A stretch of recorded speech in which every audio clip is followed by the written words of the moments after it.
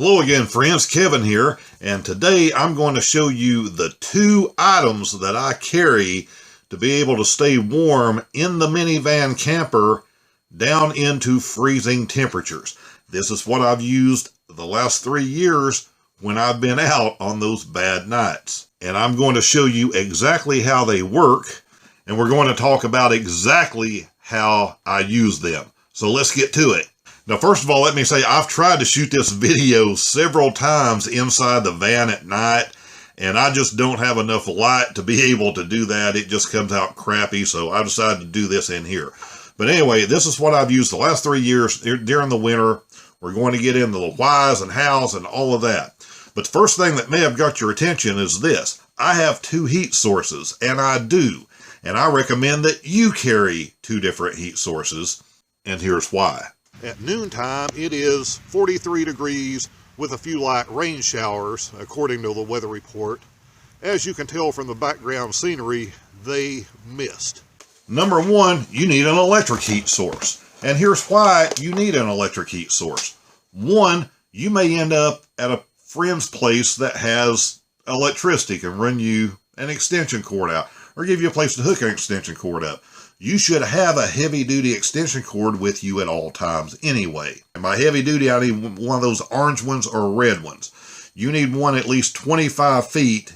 The other thing is you're out, and even if the weather changes and it just ends up being the way that it goes sometimes, you may decide, no matter how cheap you're trying to travel, to go ahead and go to a campground. And trust me, to do that for 20 bucks, sometimes less than that, for an electric hookup, it's worth it when the weather is bad.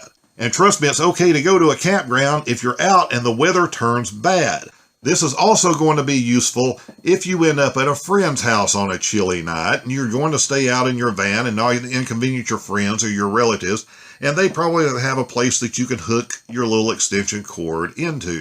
And these ceramic heaters can be picked up anywhere. They can be picked up at Walmart. They can be picked up at the Dollar General store.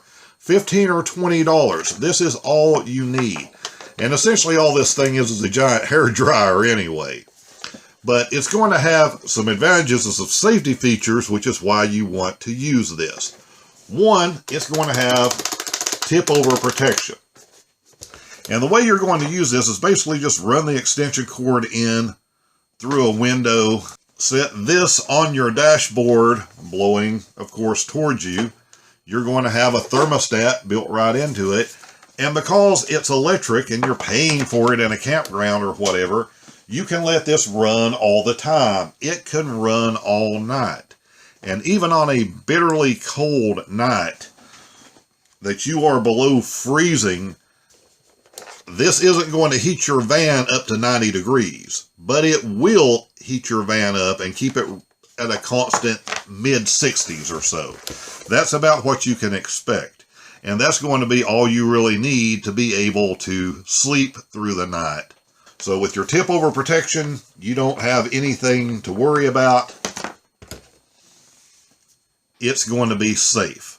One caveat, God, I have always wanted to use that word in a video, with these is you need to plan ahead, which means if you're going to be doing van life, even if you don't have a van yet, you probably need to go ahead and pick one of these up. And here's why. I'm sure you can order something like this from Amazon at some point, but when you're out and need it and you run into a Walmart and you run into a Dollar General store or a Family Dollar or whatever you happen to have in the area you're in, and we got into this once and had to go to, I don't know, 7 or 8 different stores one day to finally find one that had one of these left in the entire store, because these are considered seasonal items. And when you hit that certain point of the year, let's say February, they start putting out the Easter/summer stuff. And all of this stuff goes away in a lot of stores, even a lot of Walmarts and Targets and your larger stores. So if you don't have it, it may be hard to find when you actually need it. So my tip on these is go ahead, if you don't already have a little one of these sitting around your house, you're planning on doing any of this stuff in the future, go ahead and pick yourself one of these up so you have it. That brings us up to the second thing, and the thing I want to show you how it works and the things that's really, really, really misunderstood. And that is these Mr. Heater buddies. Some call them Mr. Buddies. There's a little buddy. There's a regular buddy. There's a bigger buddy. So we're going to talk about these and the differences, exactly how this thing works, and I'm going to show you exactly how this works right now. And we're going to get into what you can realistically expect from this thing, because everybody has a little video showing you pulling this out of the box and how to use it, but not dealing with it necessarily in the real world. So that's what we're going to go over. Now, there are three types of these. There's the little buddy, which is just the little head that screws onto a canister. I don't particularly like those because they're just, to me, a little too flimsy and a little too easy to flip over. There is the Mr. Heater Buddy, which is this one, that takes the propane canister that goes into the side. This just pops out, propane canister screws on. Very simple. And there is a larger one that has twice the capacity and has a propane canister on each side. So this is the mid-range unit. This is the most popular one, what most people are going to carry. And as you can see, it is pretty good size. It's going to make 3 of those little electric heaters.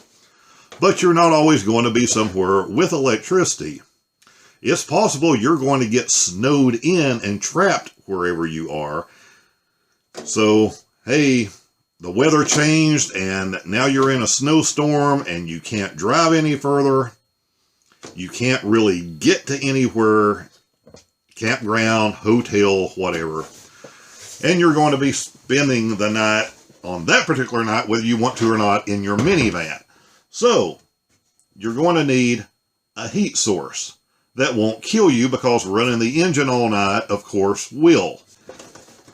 Now, as for information and misinformation about these things, even on the boxes of these, it will say for outdoor use only. And then another part of the instructions, or the instructions on the back, it will tell you different things about using these indoors. So they're basically trying to cover their rears in case someone does something silly.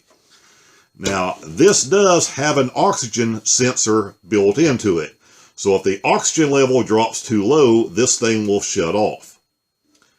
Even so, it's recommended that you have fresh air coming in.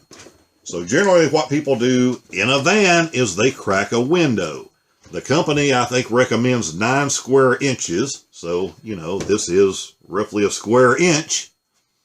So 9 square inches would basically be taking the window on the passenger side and cracking it, you know, half an inch there all the way across, just so you have fresh air going in and out. The second thing that's going to do, because anything dealing with propane is going to put out a lot of extra moisture, which is the thing that people don't like about these sometimes. So having that window cracked while this is running is going to go a long ways towards eliminating that moisture issue. But whether you have this as your source of heat, whether you have nothing as your source of heat, when you get down around freezing, just the amount that you breathe at night is going to be enough that you're going to have moisture and condensation, at least on the windows, on the inside of the windows of your van. And it's no big deal. You take a towel, you wipe it off, you open the doors up for a couple of minutes, and everything airs out and it's fine. It's not like everything you are going to own is going to mold or mildew. It just doesn't happen. It's really not a big deal. But this is going to add to the moisture, which is why you want to have a window open. Second thing, this has a high and low setting. It's not a thermostat. So when you turn this thing on, it is on until you turn it off or it runs out of propane. So that being said, you are using something that can throw a lot of heat into a small space. It can heat it up quick. And basically what you're going to do if you're somewhere, say you're in a campground camping or a parking lot, you know, you don't want to be starting your vehicle over and over and over and over. You know, you don't want to be getting up every hour because you're cold and trying to start your vehicle and heat it back up. Let it run 10, 15 minutes. Because one, you're just not going to get any decent sleep through the night. And two, if you're somewhere that like a campground, it's going to annoy everybody else if you're constantly starting your vehicle through the night. So you can't do that. It's that simple. So when quiet time comes, 10 o'clock, you don't have electricity to do the first thing I showed you. This is going to be your buddy, your friend. So right before that quiet time, 10 o'clock, I'm going to run the vehicle for a few minutes. I'm going to run the heat and heat it up as well as I can. And I'm going to probably be up several more hours because it's cold, because it's winter time and it's dark at 6 o'clock, 7 o'clock. So you're going to be up for a while. So what's going to happen, every few hours, you are going to turn this thing on, heat your vehicle back up, let it run for 10, 15 minutes, and then turn it off. And you're going to do that while you're awake every few hours. And when it's time to go to bed, you're going to heat your van up before that and go to bed. And hopefully you'll be dressed warm enough to be able to get through the night without waking up because you're cold. By no means is this going to be a perfect solution. By no means is any of these things going to be a perfect solution. This is not sleeping in your house. This is not staying down at the Marriott.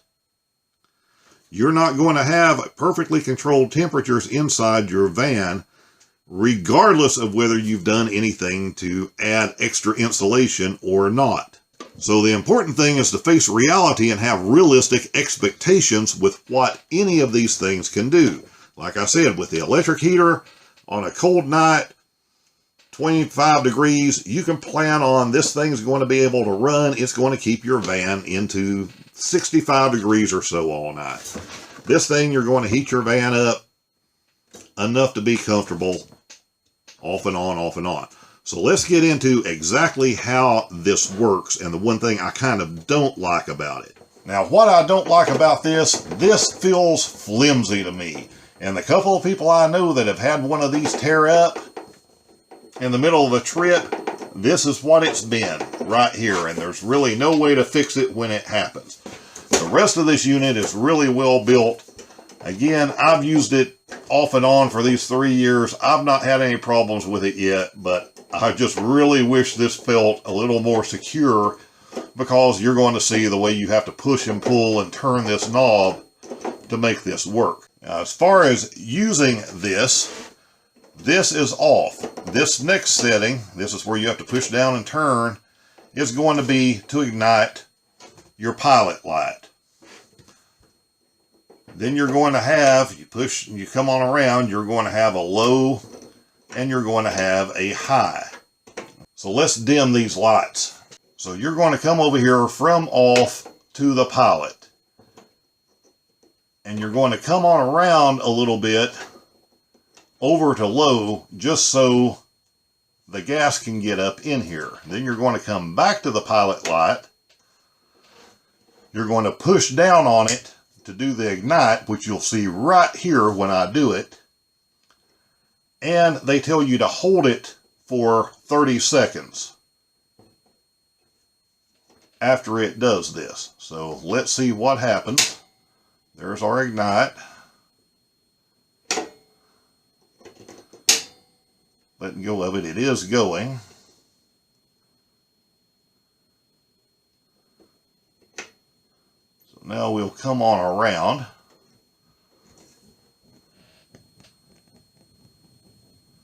And you'll see this stabilize. And there is our heat source. And what you can barely see, this CO2, I'm going to hold this all around here.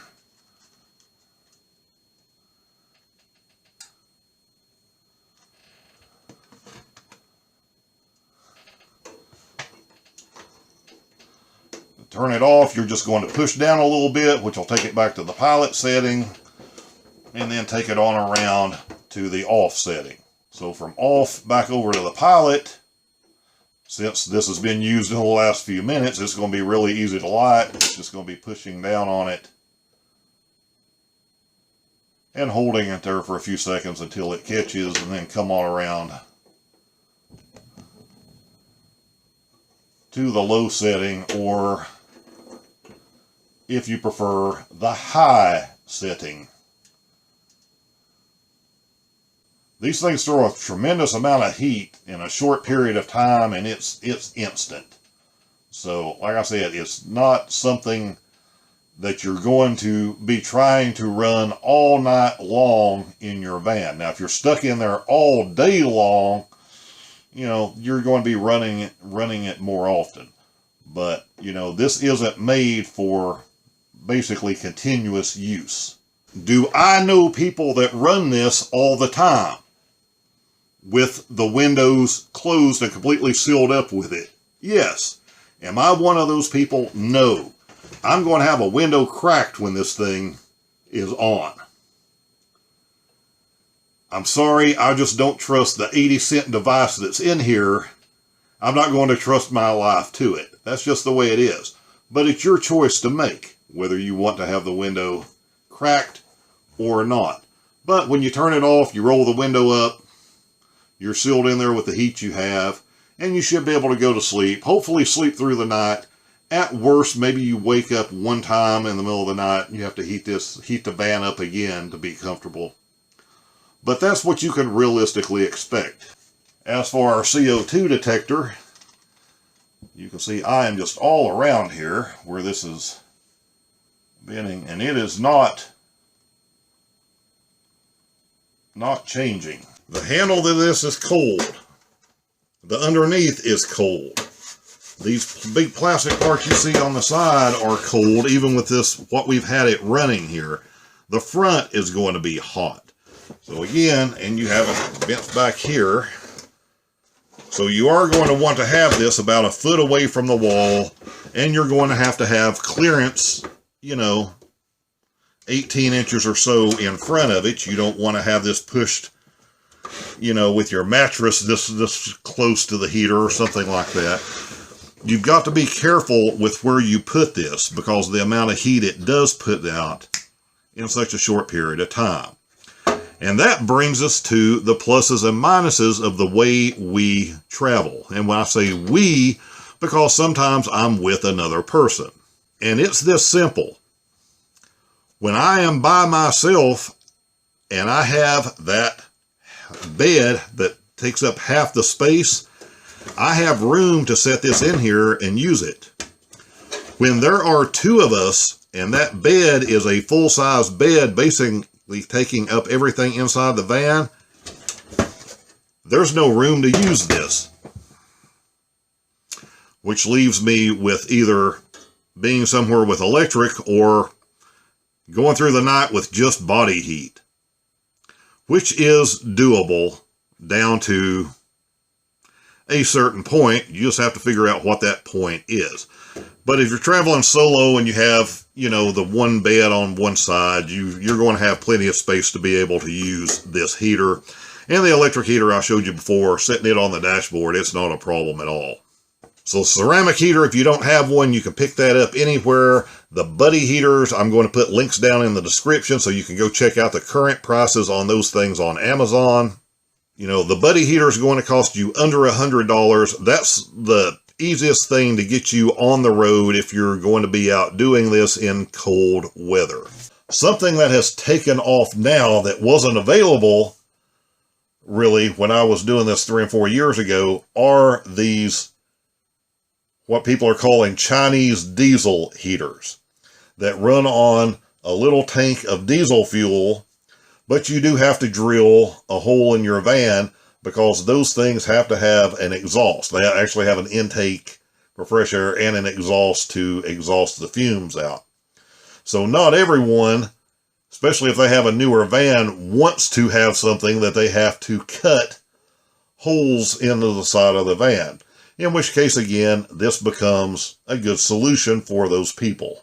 Having an older van, I have no problem with cutting holes in the side of it, so that may become an option for me at some point. But for now, no more than I have to use this when I'm out, because again, most of us that are traveling, unless we're intentionally trying to go and spend a lot of time in a cold weather area, most of us are trying to go someplace warmer in the wintertime. So it's really not an issue. But like I said, you can be on the road. The weather is going to change. I was in Arizona in April a few years ago and ran into snow in the part of Arizona I was in. It was a beautiful, probably 75 degrees one day, and it was snow and driving wind the next. In basically the same area, same part of the state. So weather can change, and you need to be prepared. These two things will prepare you. And also, quite simply, with two different sources of heat, even if one of them tears up, I have a fallback that I can use and figure out something to do somewhere. Because being on the road, especially in more desolate parts of the West, you simply don't have the option to just run down to the corner store and buy another one. You may be in a place where you have to drive an hour and a half, 2 hours, if the weather will permit, to get to a decent sized town that's going to have the type of stores that's even going to carry one of these things. So I'd like your opinion down in the comment section. Am I right with carrying these two things? Am I wrong with carrying these two things? Do you use something else completely different? Let's get a discussion going. As for what to watch next, if you go down in the description, you'll see some links to other current videos, something that may interest you. Hopefully you'll learn something. We'll talk soon.